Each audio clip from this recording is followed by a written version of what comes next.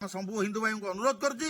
ଆଉ ଆମର ବିଶେଷ କରିକି ଶିବସେନା ଦଳ ତରଫରୁ ମୁଁ ମଧ୍ୟ ସମସ୍ତଙ୍କୁ ଅନୁରୋଧ କରୁଛି, ଆସନ୍ତୁ ଆମେ ସମସ୍ତେ ରାଜରାସ୍ତା କୋଲେଇବା ଏବଂ ଗୋଚାଲାଣକାରୀ ମାନଙ୍କୁ ଧରିବା ଏବଂ ଭବିଷ୍ୟତରେ ଯେମିତି ଗୋଚାଲାଣ କରି ନ ହୁଏ ସେଥିପାଇଁ ଆମେ ସମସ୍ତେ ଦୃଷ୍ଟି ଆକର୍ଷଣ କରିବା। ରହିଲି ଜଗନ୍ନାଥ, ଜୟ ଶ୍ରୀରାମ।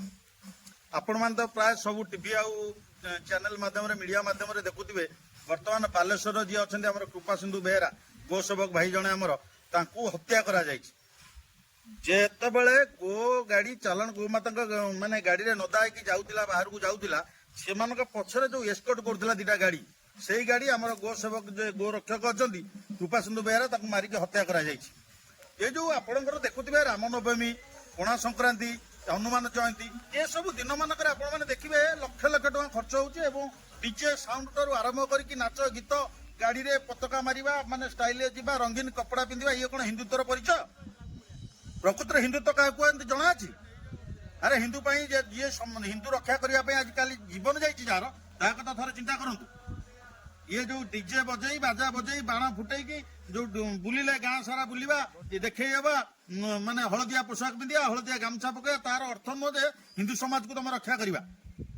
ଏଥିରୁ ଜଣା ପଡୁଛି ୟା ଦେହରେ କିଛି ଦଲାଲ ଅଛନ୍ତି, ମାନେ ହିନ୍ଦୁ ସମାଜକୁ ବାର୍ତ୍ତା ଦେବା ପାଇଁ ଏଠି ଡିଜେ ମେସିନ ଠୁ ଆରମ୍ଭ କରିକି ବିଭିନ୍ନ ରଙ୍ଗୀନ ପୋଷାକ ଦେଇକି ଭିତରେ ଭିତରେ ଗୋ ଚାଲାଣ କରୁଛନ୍ତି। ଯଦି ନ ହେଇଥାନ୍ତା କୃପାସିନ୍ଧୁ ବେହେରା ଭଳି ଲୋକଙ୍କ ପାଇଁ ଆଜି ଯେତେ ଯୋଉ ହିନ୍ଦୁ ସଂଗଠନ ହିନ୍ଦୁ କୁଆଡେ ଶୋଇଛନ୍ତି, କୋଉଠି ଆଗରେ ଯାଉଛି ଗାଡି, ତା ପଛରେ ଯାଉଛି ଏସ୍କର୍ଟ, ତାକୁ ସୁରକ୍ଷା ଦଉଛି ପୁଣି ପୋଲିସ ବାଲା ବି ତାଙ୍କୁ ଏସ୍କର୍ଟ କରି ନେଇକି ଯିବ। ଆରେ ଯିଏ ଶସ୍ତା ହିନ୍ଦୁ ହେଇ କିଛି ଲାଭ ନାହିଁ। ଜଣେ ଅଣ ହିନ୍ଦୁ, ଜଣେ ବେଧର୍ମୀ, ଯିଏ ଆମ ଗୋ ମାତାଙ୍କୁ ନେଇ ଚାଲାଣ କରୁଛି ବାହାରକୁ, ଆଉ ସେଥିରେ ପୁଣି ସଂଶ୍ଳିଷ୍ଟ ଅଛନ୍ତି ଆମରି ରାଜ୍ୟର ଯୋଉମାନେ ବଡ ବଡ ମୁକୁଟ ପିନ୍ଧିଛନ୍ତି ଏବଂ ଗୋ ସୁରକ୍ଷା ବୋଲି ସେମାନେ ବଡ ବଡ ନାରାବାଜି ଦଉଛନ୍ତି, ସେଇମାନେ ହିଁ ଚୋର। କୁଆଡେ ଗଲେ ସବୁ, କୋଉଠି ଶୋଇଛନ୍ତି? ଜଣେ ଏମିତି ଜଣ ଜଣ ହେଇକି ଯୋଉମାନେ ଗୋ ସେବା କରିବାକୁ ଆଗକୁ ଡାକୁଛନ୍ତି ଏବଂ ତାଙ୍କ ସହିତ ସାମିଲ କରାଉଛନ୍ତି ଏବଂ ସେମାନଙ୍କୁ ମାରିବାକୁ ଛାଡୁଛନ୍ତି।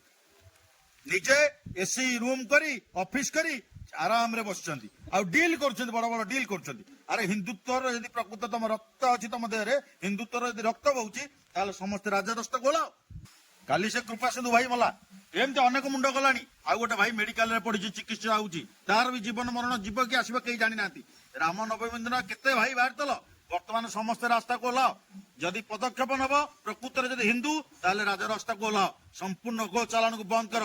ଗୋ ଚାଲାଣ ନାଁରେ ଯୋଉ ପ୍ରହସନ କରୁଛନ୍ତି, ଗୋ ଚାଲାଣକୁ, ଗୋ ସେବକ ମାନଙ୍କୁ ଆଗକୁ କାଢି ପଛପଟେ ପରଦା ପଛରେ ରହି ବେପାର କରୁଥିବା ଗୋ ଚାଲାଣ ମାନଙ୍କୁ ଆଗ ଧର, ତାପରେ ଯାଇକି ରାଜ୍ୟରେ ସୁଧାର ପରିସ୍ଥିତି ଆସିବ। ଏଠି ପୋଲିସ ଅନ୍ଧ, ଆଇନ ଅନ୍ଧ, ସରକାର ଅନ୍ଧ, ସମସ୍ତେ ଅନ୍ଧ। କେବଳ କିଛି ଗୋ ସେବକ ଭାଇ ମାନେ ପ୍ରକୃତରେ ସେବାର ମନୋବୃତ୍ତି ଯୋଉମାନେ ରଖୁଛନ୍ତି, ସେମାନଙ୍କୁ ଆଗକୁ ପଠିଆଇ ହତ୍ୟା କରାଯାଉଛି। ଆଉ ଏ ହତ୍ୟା ପଛର ମୁଖ୍ୟ କାରଣ ଲୋକ ହଉଛନ୍ତି ଯୋଉମାନେ ଗୋ ସେବକ ବଡ ବଡ ନାଁ ଧରିଛନ୍ତି, ଅଫିସ କରି ବସୁଛନ୍ତି, ବଡ ବଡ ନାଁ କରିଛନ୍ତି, ସେଇମାନେ ହଉଛନ୍ତି ପ୍ରକୃତରେ ଗୋ ଚାଲାଣ କରିବା ମୁଖ୍ୟ। ସେମାନଙ୍କୁ ପ୍ରଥମେ ଧରାଯାଉ। ଆଉ ଏ ନିରୀହ ଲୋକଙ୍କୁ ମାନେ ବକରା ବନେଇକି ସାମ୍ନାକୁ ଛାଡି ତାଙ୍କୁ ମାରିବାକୁ ଦଉଛ କାହିଁକି? ଏମିତି ଅନେକ ଜୀବନ ଗଲାଣି। କୁଆଡେ ଗଲେ ସେ ପୋଲିସ? ସେଇ ଯୋଉ ପୋଲିସ ଯୋଉମାନେ ତାଙ୍କୁ ସୁରକ୍ଷା ଦଉଛନ୍ତି, ସେମାନେ କଣ କେବେ ଗୋମାତାଙ୍କର କ୍ଷୀର ଖାଇନାହାନ୍ତି? ସେମାନେ କଣ ଗୋମାତାଙ୍କର ଋଣ ଧରିନାହାନ୍ତି?